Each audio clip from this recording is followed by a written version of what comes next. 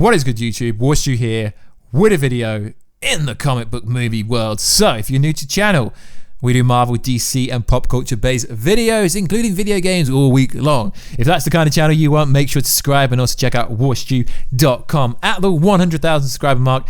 If we ever get there, I will be giving away a PS4 Pro or an Xbox One X with obviously Spider-Man PS4 Game of the Year Edition or Gears of War 5, maybe Game of the War Edition if they get it this year, potentially. If not, I will be giving away a PS5 or an Xbox One X Zinfandel if it takes me that long. But we recently hit 75,000 subscribers, which is pretty damn awesome. So I'm going to be traveling over the next 8 days or so to the 20-ish of October. So the video schedule is going to be a bit less, but I'm still going to be uploading daily. Just as timing will be a bit different. So thank you very much for spending a few moments of your day with me, and make sure to grab that subscribe button before we get into today's video. What is good, YouTube? Warstu here. So we've got some pretty big news. Mr. Kevin Feige, who was the head of Marvel Studios, has just received a massive promotion at Marvel. The biggest promotion he could possibly get in his career. He is now the Chief Creative Officer and it oversees Marvel films, television, comic books and publishing. This is absolutely insane, as well as all the animated stuff they are doing. But what exactly does this mean? It does mean a lot, but it doesn't mean a lot. So he has helped helm Marvel Studios to be one of the biggest grossing movie studios in Hollywood. They have the record with EndGame grossing over 2.2 billion. It beat Avatar finally. But what does this really mean? So there are some reports going around that this basically means that, you know, Daredevil, Jessica Jones, Luke Cage, Iron Fist, the Defenders and everything can come back straight away. Well, if you've listened to any people like that who have kind of said that this means that obviously the Daredevil TV show is 100% coming back. No, that's not what this story is telling us, because there is still a cooling off period, right? Netflix had the contract for all these shows. So yes, it does in theory mean that Kevin Feige has creative control over Daredevil, Jessica Jones, Iron Fist, the Defenders, and he can implement all these kind of Black Panther storylines. You know, there's a storyline where Black Panther was actually in charge of New York City and he actually took Daredevil's mantle at one point. So in theory, there's a free-for-all now of what stories he could do, but there is a massive cooling off period with Netflix. So everyone jumping to the conclusion that Matt Murdock is going to appear in, you know, Spider-Man 3 because Peter Parker needs a lawyer. Well, why does he need a lawyer? There's no factual information why he needs a lawyer. I mean, we know he was set up for killing Mysterio, etc. So that's why he could need a lawyer. But I've been reading, I've been sent a load of stuff on my Instagram at Warstu of people saying that now he's in charge of Marvel Television Studios, that we could be getting Daredevil coming back. But that's not actually what the story is reporting. So in reflection of his growing authority at Marvel, he is still the Marvel president for Marvel Studios, but he doesn't really need to report to anyone. Obviously, Bob Iger is much higher up than Kevin Feige, but he pretty much has free roam of what he can do now. Kevin Feige is also named the company's Chief Creative Officer. Disney said on Tuesday that this move puts the overall creative decision and direction for Marvel Studios telling content creation across mediums, including publishing, films, television, animation. Also, so this is very interesting. So let's go back a bit. And you've also got to factor in, is he taking over Star Wars after the next movie? Because there is some pretty interesting content creators and websites suggesting that Kevin Feige is going to be in charge of the next Star Wars movie as well, and he's not co-producing it, he's actually making it himself. But then you have to backtrack to what Sony said when they said that Kevin Feige is purely too busy to take on Spider-Man, and now they've literally made him head of the MCU, TV books, comics, animations, Disney stream service shows, Marvel related at least. So he's actually in charge of everything, and this is going to have a dramatic effect on the future of what could be happening. Now, this report comes out after future projects handled by Marvel Television Studios and they would be focusing more on animation and not all live action TV shows, you know, because live animation is pretty good. Animation is just as good. Obviously, Dragon Ball Z, pretty awesome. DC's got some really cool animated TV shows, animated movies, but Marvel doesn't really have any. So Marvel Television Studios has been developing a Ghost Rider series, which is interesting. So, and that was for Hulu, for it suddenly to be killed. This comes after Marvel Television Netflix has cancelled everything and Agents of S.H.I.E.L.D. is coming to an end on ABC.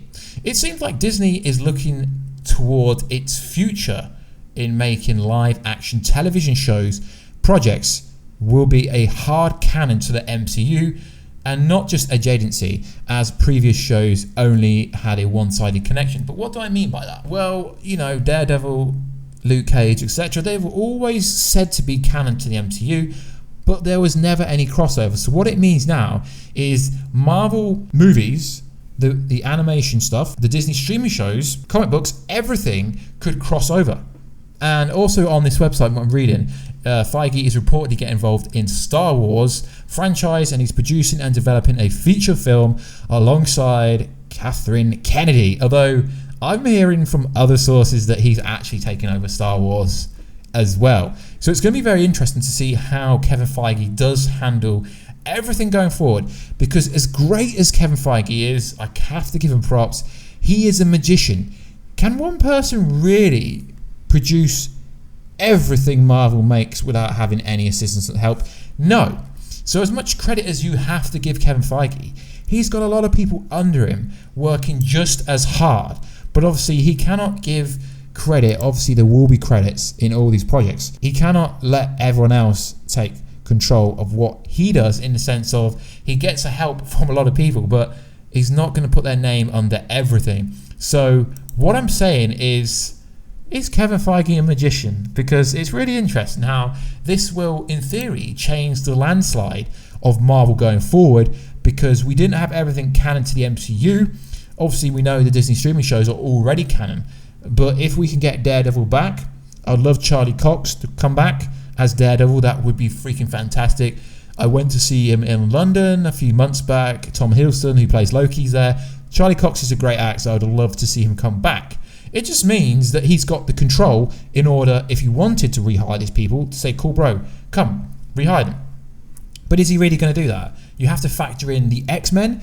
He's reportedly recasting everyone except for Ryan Reynolds, which is a bit strange because there are some pretty fantastic actors in the X-Men already, but I can understand why he wants to recast everyone. But it's just going to be interesting going forward, because it's interesting how Sony, in this whole debacle, fake news when they said Tom Holland fixed the MCU deal. God, if you believe that, you can't be over the age of 15, because that makes no sense. You're telling me Tom Holland, who is fairly young, literally changed the mind of Marvel Studios and the head of Sony just because he asked them to?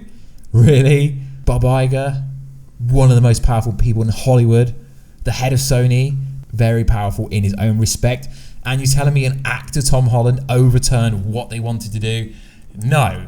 But this is how news is reported. Tom Holland's just a scapegoat for that whole situation. But my point is, there was a statement when they said Kevin Feige is too busy to control Spider-Man on top of everything else. Now he's taking control of the whole of Marvel, creative control over film, animation, comics, and literally everything. And also he's getting involved in Star Wars. So it seems this guy, I don't know how old he is, but he's not slowing down. He's speeding up to the point where, I hate to say this, but I think he might be overrun, overworked. He might have too much to handle. Now, I'd love to know what you guys think down below, because for anyone, he's literally taken over Marvel. Now, this is crazy. I know I've said it a few times, but most people don't realize how big news this is. This is insane, because Marvel Studios is only one part of Marvel. As we know, Marvel Comics have, let's be honest guys, have not been great. DC Comics with DC Rebirth, with, you know, Godspeed and like the Black Hole and all that kind of stuff that seems to be coming to fruition in the Crisis on Infinite crossover this year. DC's been killing Marvel in the comic books for such a long time. Marvel comic books now are making a comeback, but he is going to oversee everything. So you're going to see a vast amount of Marvel comic books be canon to MCU in order to make more sales. And it's just going to be very interesting, because then you have to factor in that Fantastic Four, the X-Men, Deadpool 3 news and stuff coming out, that he's in control of everything. And can he control everything? What I'm asking you guys, the warheads, as I call my subscribers, is it too much for one person to be in control of everything? Yes, I understand he will have people working under him, but I'd really love to get into. I'm just going to be honest with you guys. I've tried to get an interview with him before, but it got rejected. But maybe one day, maybe for the next Spider-Man movie. But it would be interesting if I could talk to him, because I'd love to know how he manages his time on everything. And he's going to be taking some control over another Star Wars movie as well. I understand, but you got to understand, guys, is there's so many Marvel movies coming. In 2021, there's 4 movies. Spider-Man 3, Thor 4, Doctor Strange 2, Shang-Chi. That's insane. I know there's only Black Widow next year, and obviously the Eternals at the end of 2020. And I guess he will have some part in Venom 2, because unofficially he was part of Venom, but he didn't want credit in case it flopped, so I was told. So it's going to be very interesting to see how all this pans out in the future. And as always, guys, I am away at the moment, the other side of the world. So I'm not sure when this video will get uploaded. I did record this video as soon as the news came out, but until the 21st of October, which is this coming Monday, I'm going to be either behind or ahead on stories. So yeah, I understand some of the stories will be late, but I'm posting mega videos and just doing one videos talking about everything, so we can still stay relevant in this field. So like always, guys, please like, subscribe and comment, and I will catch you in another video. I'd love to know down below, what do you think about Feige taking over everything? Is it too much for one person? And that's not criticism, it's constructive criticism, but that's a lot of work for one person to do.